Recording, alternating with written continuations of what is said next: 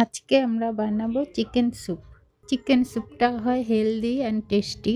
বড় ছোট সবাই খেতে ভালোবাসে। চলো দেখে নেই কি করে খুব সহজ পদ্ধতিতে চিকেন স্যুপটা বানাবো। চিকেন স্যুপ বানানোর জন্য নিয়েছি টুকরো করা গাজর, বিনস, 100 গ্রাম বোনলেস চিকেন, আর এখানে আছে পেঁয়াজ কুচি, রসুন কুচি, আদা গ্রেট করা, পেঁয়াজের পাতা আর গোলমরিচের গুঁড়ো।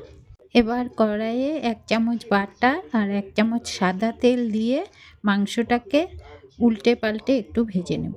মাংসটা হালকা ভাজা হয়ে গেলে কেটে রাখা সবজি, পেঁয়াজ, রসুন, আদা, গোলমরিচ আর নুন দিয়ে সমস্ত কিছু একটু ভেজে নেব।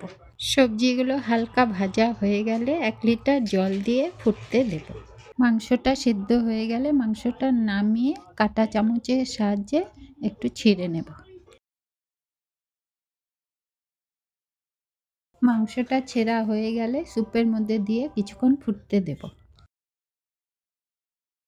এবার অন্য একটা বাটিতে 1 চামচ কর্নফ্লাওয়ার নিয়ে অল্প জল দিয়ে গুলিয়ে স্যুপের মধ্যে এক হাতে দেব আর এক হাতে নাড়াতে থাকবো যাতে জমাট বেঁধে না যায়।